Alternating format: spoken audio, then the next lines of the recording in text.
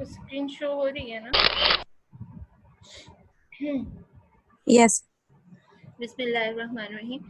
आज का जो हमारा टॉपिक है, हमने ट्रांसमिशन मीडिया पढ़ लिया।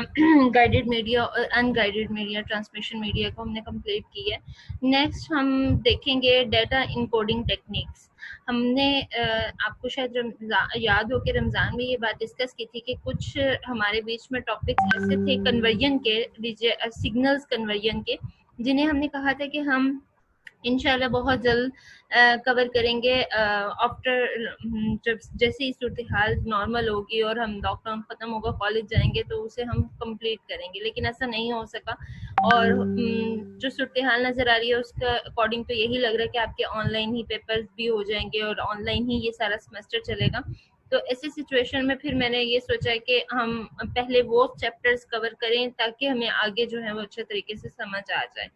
तो अब कन्वर्जन की तरफ हम तो कल मतलब नेक्स्ट वीक में कन्वर्जन करेंगे। कन्वर्जन के 3 टॉपिक्स, 3 लेक्चर्स हमारे टोटल बन जाएंगे। वो हम 3 जो लेक्चर्स हैं वो उस नेक्स्ट वीक में ही करेंगे। सो आज एक छोटा सा टॉपिक था, मैंने सोचा कि आज वो डिस्कस कर लेते हैं ताकि नेक्स्ट वीक में हम सीक्वेंस के साथ उसको लेके चलें। Data encoding scheme. इनकोडिंग क्या होती है? इनकोडिंग असल में ये चीज़ होती है कि आप डेटा को इनकोड करना चाह रहे हैं।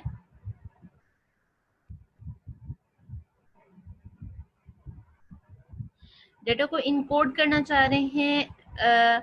इनकोड मतलब सेंड करना चाह रहे हैं, और अब सेंडिंग के दौरान हमें हमारा पर्सनल डाटा है और हम ये चाहते हैं कि उसके अंदर एरर कम से कम आए और वो करेक्टली जो है वो ट्रांसमिट हो जाए। ठीक, तो देखते हैं कि डाटा इनकोडिंग यानी कि डाटा को किस तरह से हम इनकोड करें कि वो हमारा जो है वो चलना अच्छे तरीके से डाटा जो है वो इनकोड हो। ठीक, इसमें 2 हमारे पास टेक्निक्स होती हैं डाटा को सेंड करने की। एक होती है सिंक्रोनस ट्रांसमिशन और एक होती है एसिंक्रोनस ट्रांसमिशन। 2 टाइप्स की ट्रांसमिशन होती है हमारे पास, एक एसिंक्रोनस ट्रांसमिशन और दूसरी होती है सिंक्रोनस ट्रांसमिशन।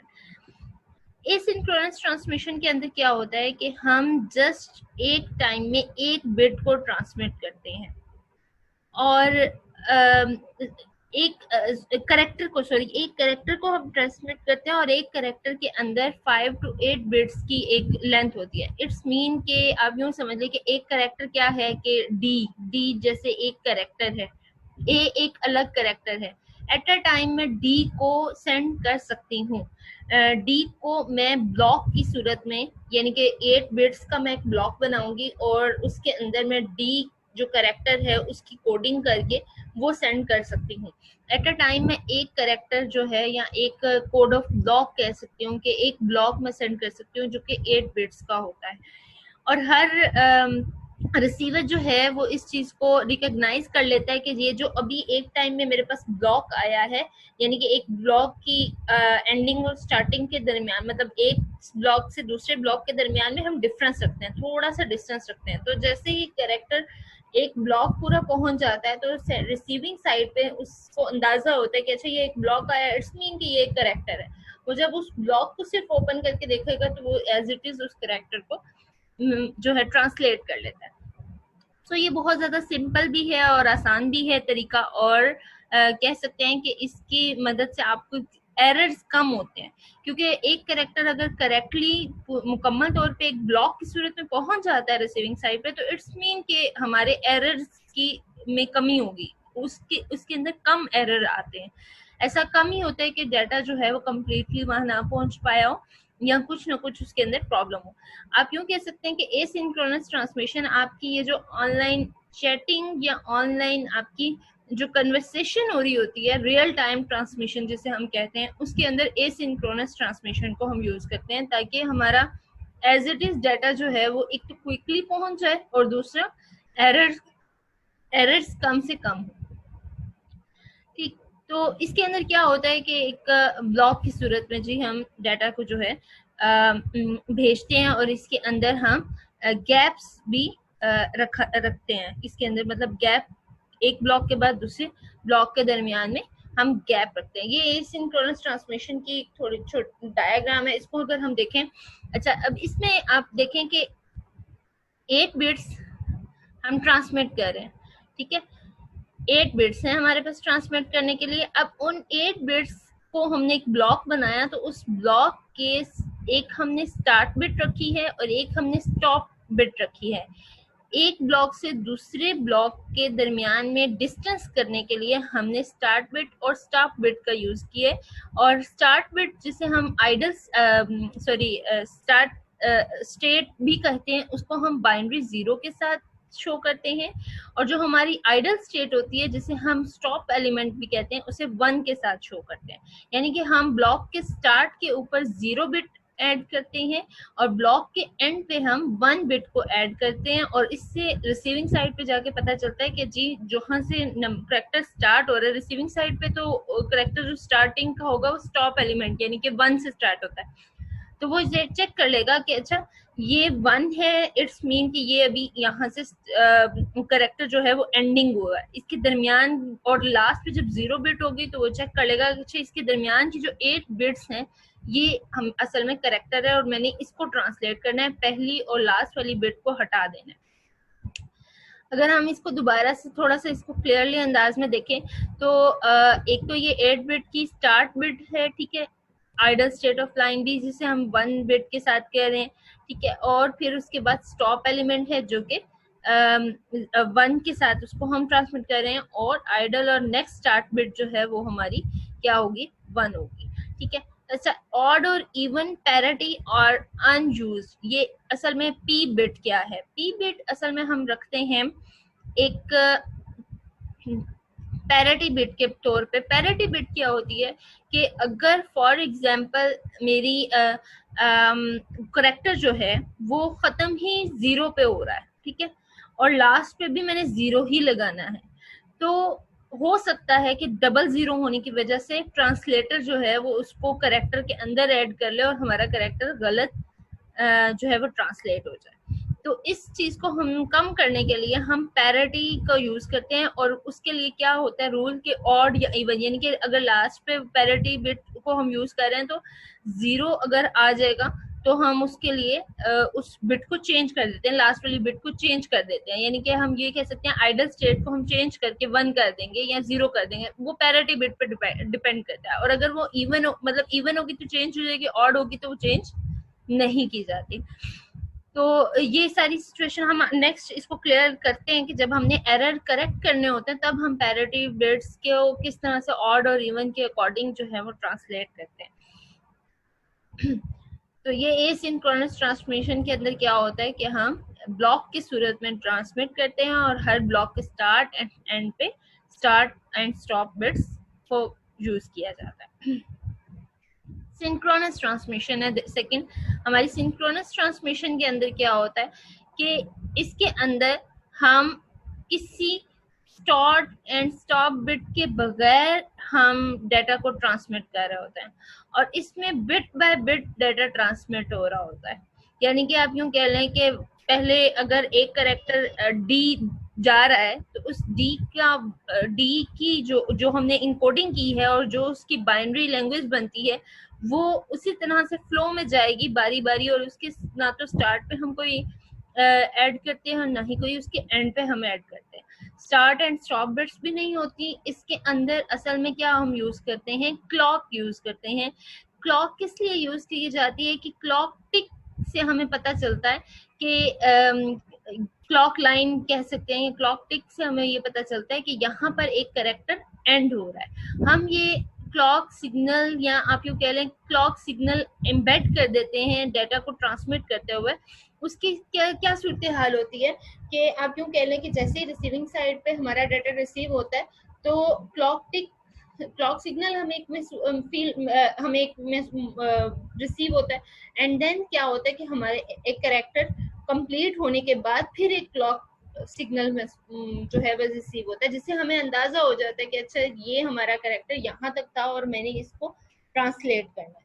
क्योंकि अगर बगैर क्लॉक या बगैर इस चीज की सेपरेशन के या क्लॉक लाइन की सेपरेशन के बगैर अगर हम डाटा ट्रांसमिट कर देंगे तो वो तो एक मुकम्मल तौर पे बिट्स की फ्लो है, उसके अंदर तो फिर हम ये देख ही नहीं सकते कि जी स्टार्ट कहाँ से हो रहा है एंड कहाँ से हो रहा है और हमने इसको ट्रांसलेट कैसे करना है। तो इसलिए हम क्या करते हैं कि इसके लिए हम क्लॉक लाइन को यूज करते हैं, या जिसे हम क्लॉक सिग्नल भी कह सकते हैं, क्लॉक सिग्नल को यूज करते हैं, जिससे वो एक बिल्कुल हल्का सा सिग्नल हमें बता देता है, लाइन बता देती है कि जी अब यहाँ पे करेक्टर जो है वो एंड हो रहा है और यहाँ से हम दूसरा करेक्टर जो है वो स्टार्ट हो रहा है। तो इसको हम प्रीएम्बल या पोस्ट एम्बल भी कहते हैं, यानी कि इसको हम स्टार्ट में भी यूज करते हैं और एंड पे भी यूज करते हैं। प्रीएम्बल सिग्नल भी होता है और पोस्ट एम्बल भी सिग्नल होता है। More efficient then asynchronous transmission, क्योंकि मोर एफिशिएंट इसलिए क्योंकि इसमें हम start stop bits, T bits और इन चीजों के ऊपर टाइम ही वेस्ट नहीं कर रहे होते और एक फ्लो में डाटा जा रहा होता है, इसमें गैप तो हम डालते ही नहीं है, तो गैप नहीं होता, इस वजह से ये बहुत तेजी के साथ जो है वो हमारी सिंक्रोनस ट्रांसमिशन वो उसकी डायरेक्शन, फ्लो डायरेक्शन जो है वो ज्यादा अच्छी होती है। मैम 4 वाला पॉइंट दोबारा समझा दें।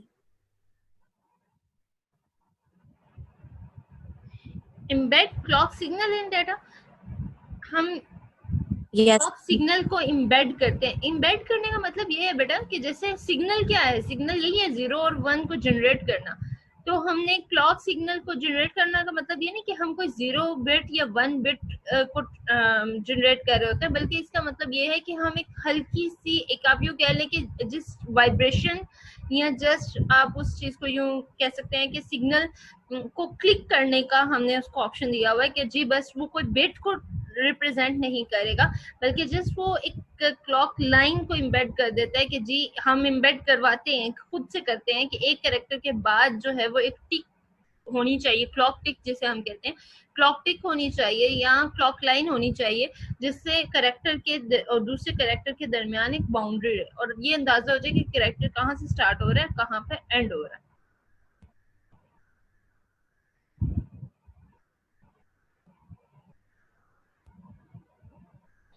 नेक्स्ट देखते हैं हम टाइप्स ऑफ एरर। अब हम ये देखेंगे कि अच्छा ये दो तरह की ट्रांसमिशन हम कर रहे होते हैं, एसिंक्रोनस कर रहे हैं या सिंक्रोनस कर रहे हैं, तो फिर टाइप्स ऑफ एरर क्या क्या क्या आ सकते हैं। सबसे पहले तो टाइप एक ऐसा एरर आ सकता है कि जब binary 1 is transmitted and binary 0 is received और binary 0 is transmitted and binary 1 is received। ये बहुत ज्यादा कॉमनली होने वाला एरर है कि अक्सर सिग्नल्स प्रॉब्लम्स की वजह से ऐसा होगा कि बाइनरी 1 अगर ट्रांसमिट हुआ लेकिन वहां पे जाते जाते सिग्नल डाउन हो गया और बाइनरी 0 ट्रांसमिट हो चुका है और रिसीविंग साइड पे वो 0 रिसीव हुआ है। और अगर 1 को हम 0 के अंदर कन्वर्ट कर दें तो इट्स मीन कि हमने पूरा का पूरा डाटा या पूरा का पूरा मैसेज को ही कन्वर्ट कर दिया, क्योंकि इतनी ज्यादा वैल्यू है, 1 की अपनी जगह वैल्यू है, 0 की अपनी जगह वैल्यू है, और अगर उन दोनों को चेंज कर दिया जाए तो पूरा का पूरा मैसेज जो है वो भी खराब हो सकता है। सिंगल बिट एरर एक ये एरर आता है अमूमन, वो इस तरह से होता है कि जब हम नॉइस बनती है, अक्सर आपने कभी ये नोट किया है कि घर में कोई हैवी मशीनरी अगर यूज चल रही हो और टीवी आपका चल रहा हो तो उसके अंदर वाइब्रेशन और लाइंस आना शुरू हो जाती हैं नॉइस की वजह से। तो नॉइस जो है वो एक बहुत इंपॉर्टेंट फैक्टर है हमारे सिग्नल्स को या हमारी बिट्स को जो है वो खराब करने में, बहुत ज्यादा इंपॉर्टेंट फैक्टर है कि क्या होता है कि नॉइस की वजह से बिट्स या सिग्नल्स जो है वो ऊपर नीचे हो जाते हैं और जिसकी वजह से हमारा डाटा जो है वो डिस्टर्ब हो जाता है। बर्स्ट एरर इसे कहते हैं कि जब हमें सीक्वेंस के साथ बिट्स जब हमें मिल रही थी तो ये वो एरर है कि जिसमें हमें सीक्वेंस के साथ बिट्स मिल रही हैं और अगर हम कोई क्लॉक लाइन या कुछ इस तरह के फर्स्ट बिट और लास्ट बिट्स नहीं यूज करेंगे तो क्या होगा कि हमें एक मुकम्मल तौर पर जो करेक्टर है वो जब एक साथ मिलेंगे तो हो सकता है कि दरमियान में कहीं नॉइस, कहीं कोई प्रॉब्लम, वेदर प्रॉब्लम की वजह से वायरलेस एरिया के अंदर हमें ये प्रॉब्लम ज्यादा आ सकती है कि हमारा डाटा जो है वो डिस्टर्ब हुआ है। अब क्लॉक सिग्नल भी नहीं यूज किया हुआ, स्टार्ट स्टॉप सिग्नल भी नहीं यूज किए हुए, तो क्या होगा कि जी वहां जाते जाते हमारा सारा का सारा डाटा मिक्सअप हो जाएगा और बहुत बड़े ये बर्स्ट एरर है, यानी कि बहुत बड़ा एरर है। इसमें क्या होगा कि हम ना तो इसको रिसीविंग साइड पे डिटेक्ट किया जा सकता है कि दरमियान में कहीं कोई सिग्नल जो है वो मिस हो चुके हैं, और कहाँ ड्रॉप हो चुके हैं। तो ये असल में वो एरर है, बस्ट एरर, जिसे हम डिटेक्ट भी करना हमारे लिए मुश्किल होता है और इसको करेक्ट करना भी मुश्किल होता है। एरर डिटेक्शन हम किस तरह से करते हैं, असल में हम ये देखते हैं कि यही बात चीज देखी हमने सबसे पहले कि एक तो अगर नॉइस अगर दरमियान में कहीं आया, हमें अंदाजा हो चुका है कि जी नॉइस था या वेदर खराब था, तो हो सकता है कि मेरा डाटा जो है वो डिस्टर्ब हुआ है, तो मैं उसको जरा चेक कर लूं। और इसके अलावा ये भी हो सकता है कि अच्छा हमारा कोई टावर जो है उसकी डिस्टर्बेंस का हमें पता चले कि जी वहां से सिग्नल नहीं पहुंच रहे, दरमियान में जो हमारी डिवाइसेस लगी हुई है, राउटर, स्विचेस, हब, उनके अंदर कोई प्रॉब्लम्स हैं, तो भी मुझे अंदाजा हो सकता है कि अच्छी एरर है। लेकिन अगर ये चीजें नहीं हैं और फिर भी मेरा डाटा जो है वो रिसीविंग साइड पर नहीं ठीक से पहुंचा, तो उसकी डिटेक्शन हम किस तरह से करते हैं कि हम एरर डिटेक्शन की टेक्निक्स यूज करते हैं। हम उसके लिए कुछ मैथमेटिकल हम उसकी कन्वर्जन हम इस तरह से उसको कर लेते हैं, सेट कर लेते हैं कि एक फार्मूला बनाकर हम रिसीविंग साइड पे पहले ही सेंड कर देते हैं कि मेरा जो डाटा आएगा या मेरी बिट्स आएंगे वो इस फार्मूले के अकॉर्डिंग आएंगी। तो अब आपका ये काम है कि जब मेरी बिट्स या मेरा डाटा आपको रिसीव हो, तो आप उस फार्मूले के अकॉर्डिंग उसको चेक कर लें। अगर वो उसके अकॉर्डिंग ठीक है, उस फार्मूले के अकॉर्डिंग, तो इट्स मीन कि मेरा डाटा ठीक से पहुंच गया। और अगर ऐसा नहीं है तो इट्स मीन कि मुझे अपनी बिट्स को दोबारा से चेक करना चाहिए। ठीक, रिकैलकुलेटेड एंड चेक बाय रिसीवर, यानी कि रिसीवर की साइड पे वही बात है कि हम उसको एक फार्मूला या एक उसको कोड दे देते हैं, जिसकी वजह से रिसीवर जो है वो उसको दोबारा से रिकैलकुलेट और चेक कर लेता है।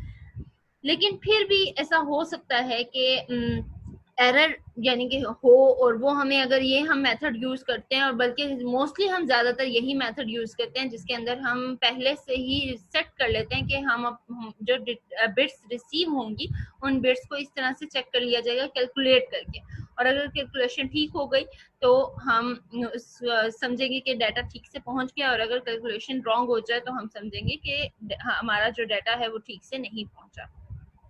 अब ये पैरिटी चेक है। पैरिटी चेक असल में यही भी एरर डिटेक्शन की एक आप कह लें कि मिसाल ले लें, या पैरिटी चेक एक एरर डिटेक्शन को ही हम चेक कर रहे होते हैं। जब हमने एसिंक्रोनस ट्रांसमिशन को देख रहे थे तो उसमें हमने ये देखा था कि पैरिटी चेक क्या होता है, कि सिंपलेस्ट एरर डिटेक्टिंग स्कीम है, जिसमें हम क्या करते हैं, एक हर ब्लॉक के एंड के ऊपर एक पैरिटी बिट ऐड कर देते हैं।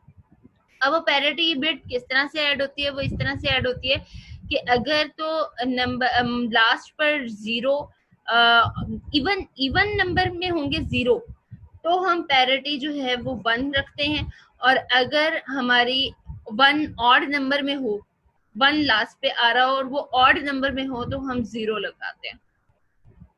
ये आप लिख लें, अभी मुझे यहाँ लिखना याद नहीं रहा क्या इसकी क्या है पैरिटी चेक।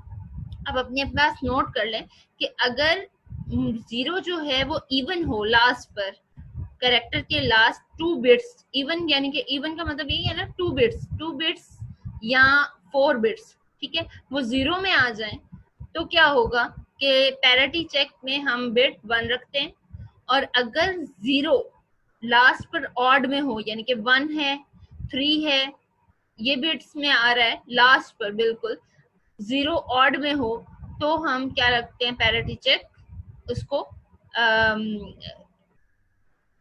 अगर इवन में वो था 1 तो उसको हम 0 इवन में था, मेरे खुद मिक्सअप हो गई, I am really sorry, even था 1, तो उस वक्त हमने क्या करना है, 0 पैरिटी बिट लगानी है, और अगर ऑड है 0 तो हमने पैरिटी बिट 1 लगानी है।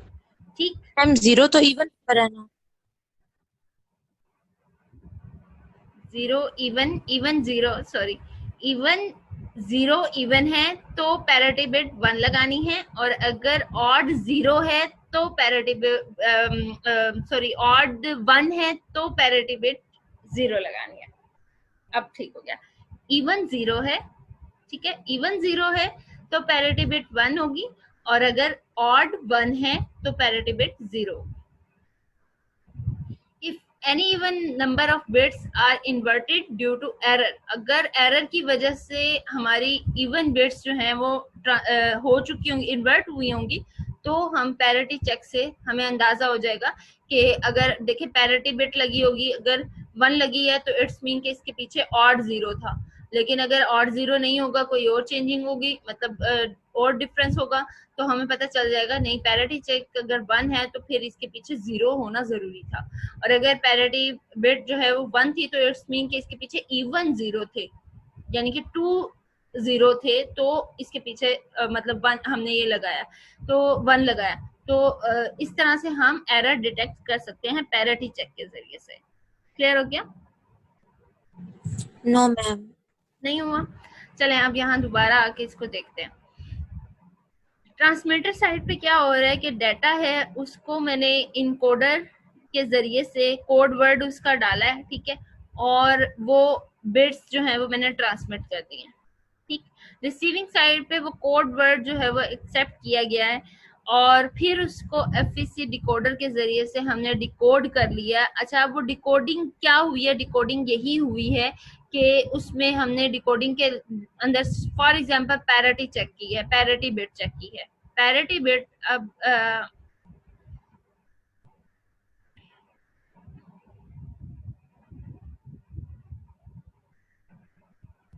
अच्छा, पैरिटी चेक के अंदर क्या हो रहा है कि फॉर एग्जांपल मेरे पास जो कैरेक्टर आ रहा था वो ये था 0 1 0 1 1 0, ठीक। अच्छा, अब 8 पूरे कर लेते हैं हम, 4 6 ये था मेरे पास आ चुका जी। फॉर एग्जांपल बाइनरी है जो एक ब्लॉक में मैंने सेंड करनी है, ठीक है। अब पैरिटी बिट मुझे इसके साथ ऐड करनी है, ठीक है। पैरिटी बिट में अब इसके साथ क्या ऐड करूंगी, इसमें ऑड 0 आ रहा है। अब ऑड 0 है, हमने बात की थी ऑड 1 हो तो हम उसके साथ क्या करेंगे, 0 लगा देंगे।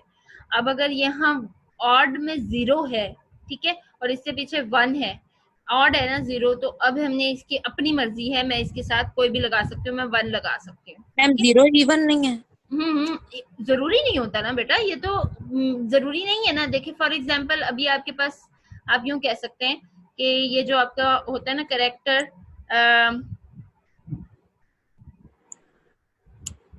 ए कैरेक्टर, इसकी कोडिंग होती है शायद 257 होती है। इसको हम बाइनरी में करें तो इसकी बाइनरी कुछ इस तरह की बनती है, ठीक है। अच्छा, अब इसमें जरूर ये तो ये इवन इवन 1 आ ये गया ना, 0 है, ये इवन 1 आ आठ गया। बेटा एक मिनट मेरी बात सुने, इवन 1 आ चुका है ना इसमें। अब जरूरी नहीं होता कि ऑड ही ऑड जो है वो 1 ही होगा और इवन 0 ही होगा, लाजमी नहीं है ये। मैं बता रही हूँ कंडीशन क्या होगी कि अगर तो यहाँ पर फॉर एग्जांपल मैं आपको एग्जांपल में यही चले इवन में 0 आ चुके हैं, ठीक है, इवन में 0 आए हैं तो हमने 1 बिट लगानी है, ठीक है। ये तो मैं कंडीशन बता रही हूँ कि अगर तो इवन में 0 आएंगे तो जरूर है कि 1 ही लगाया जाए। और अगर दूसरी कंडीशन ये हमने बताई थी कि अगर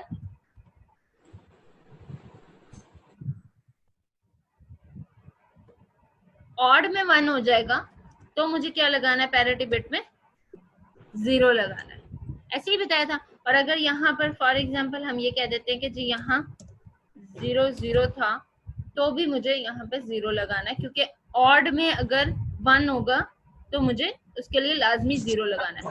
लेकिन अगर बिलफर्ज यहाँ पर 1 आ जाता है, इवन 1 हो जाए, तो मुझे मेरी मर्जी है मैं इस पे 0 लगाऊं या 1 भी लगा सकती हूँ पैरिटी बिट में, ठीक है। कंडीशन मेरे पास सिर्फ 2 है, इवन में 0 होगा तो 1 होगा और ऑड में 1 होगा तो 0 लगाना है। बेटा ये अपना माइक ऑफ करते हैं, ठीक। अब क्लियर हुई है ये बात, थोड़ी सी समझ आई किसी को?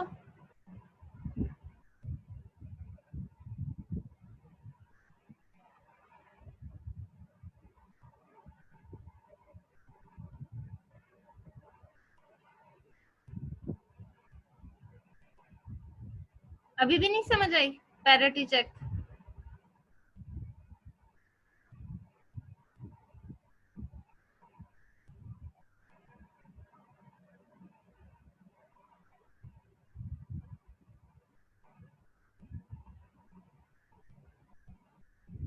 अच्छा, इसका मैम ये कैसे पता चलेगा कि 0 इवन है या 0 ऑड है, 1 इवन है या 1 ऑड है, ये कैसे पता चलेगा? अच्छा सही है, ठीक। अच्छा, डीएलडी आपने पढ़ी थी, ठीक है। अब डीएलडी में आपने पढ़ा था कि जी आप ही आईटी एक्सपर्ट लोग आप ही हैं और आप ही ये कह रहे हैं कि जी हमने डाटा को ट्रांसमिट कर रहे हैं, ठीक है। ट्रांसफर भी आप लोग ही करते हैं, ट्रांसफर भी आप लोग करते हैं, ट्रांसलेट भी आप लोग ही करते हैं, तो फिर आप लोगों को ही किसी ने बताना है आगे कि ये इवन है या ऑड है बेटा। मतलब मेरा ये है कहने का कि आपको अच्छे तरीके से पता है कि मेरा जो डाटा है वो ट्रांसलेट हो जाएगा बाइनरी में, ठीक है, सिग्नल में कन्वर्ट होगा, 0 1 की लैंग्वेज में कन्वर्ट होके जा रहा है, ठीक है। अब मैंने कंडीशन उसी अपने कंप्यूटर को के सॉफ्टवेयर को यही कंडीशन दे दी है कि भाई जब इवन 0 लास्ट पे लग जाने हैं तो तुमने एक बिट अपनी तरफ से ऐड कर देनी है। और फिर यही मैं कंडीशन लगा रही हूँ कि अगर 1 लास्ट पे 1 हो या 3 होगा तो तुमने क्या करना है, 0 लगा देना। और अगर ये दोनों कंडीशन नहीं होती, जो भी होती है, तो वो अपनी मर्जी से कोई बिट लगा देना पैरिटी के नाम पे और भेज देना। ये मेरी तरफ से है ना, उसको इंस्ट्रक्शन है, सॉफ्टवेयर में डाल दिया मैंने। तो अब ये तो कंप्यूटर ने खुद ही उसकी सॉफ्टवेयर में चेक करते रहना है कि 00 है या 1 है, ठीक है। वो चेक करेगा और वो सेंड कर देगा जी वहां पैरिटी लगा के। अब रिसीविंग साइड पे भी मैं वहां जो सॉफ्टवेयर हमने इम्बेड किया, हमने शायद आपको याद हो ओएसआई मॉडल पढ़ा था, तो हमने ये बात कही थी कि दोनों साइड्स पे हमने अब सॉफ्टवेयर स्टैंडर्ड के होते हैं, IEEE के स्टैंडर्ड के अकॉर्डिंग की हमारी डिवाइसेस होती हैं, अकॉर्डिंग के सॉफ्टवेयर होते हैं, तभी हम एक दूसरे से कम्युनिकेट करते हैं। अगर ऐसा ना हो तो हम एक दूसरे से कम्युनिकेट ही ना कर सकें। इट्स मीन कि जो ट्रांसलेटर मेरे पास है, जो सॉफ्टवेयर मेरे पास है लैंग्वेज को ट्रांसलेट करने वाला, वही ट्रांसलेटर उसके पास भी है, तभी वो मेरे साथ कम्युनिकेट कर सकता है। तो अब उसके सॉफ्टवेयर को भी पता है कि भाई अब पैरिटी चेक करने का यही तरीका है कि अगर तो करेक्टर की 00 थी, वो तो ये देखेगा पैरिटी चेक को और पैरिटी बिट को, वो देखेगा 1 है तो इट्स मीन कि इसके पीछे 00 होना जरूरी था, और अगर 0 है तो इसके पीछे 10 होना जरूरी था, ठीक है। और अगर ये दोनों चीजें नहीं है तो वो फिर बिट्स को चेक करेगा। और अगर हमने कहा कि हमारी तरफ से ये था कि अगर ये कंडीशन नहीं होगी तो वो अपनी मर्जी के कोई बिट्स लगा के भेज दे, तो वो ये जरूर पूछेगा कि ऐसा तो नहीं हुआ कि ये अपनी मर्जी का बिट इसने लगाई है। तो मतलब इस तरह से एक दूसरे से, क्योंकि हमने ये भी बात डिस्कस की थी एक दफा पहले लेक्चर में कि जब हमने ट्रांसमिशन करनी होती है तो सिर्फ और सिर्फ डाटा ट्रांसमिट नहीं होता, बल्कि उसकी हमें एक्नॉलेजमेंट भी आती है, और उस एक्नॉलेजमेंट में पूछा जाता है कि डाटा ठीक से पहुंच गया या नहीं पहुंच गया। और फिर दूसरी साइड से भी एक्नॉलेजमेंट जाती है कि हाँ जी डाटा ठीक पहुंचा है। एक्नॉलेजमेंट भी हम साथ साथ भेज रहे होते हैं, ठीक। अब क्लियर हुई बात?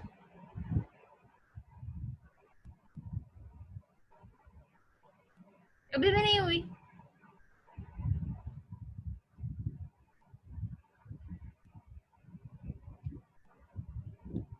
चलिए पैरिटी चेक के हवाले से मैं देखूंगी कोई मुझे आसान सी वीडियो या कोई इसका क्लिप या कोई इसकी डॉक्यूमेंटेशन कोई मुझे इजी नजर आई तो वो मैं आप लोगों से जरूर शेयर कर लूंगी। Okay ma'am.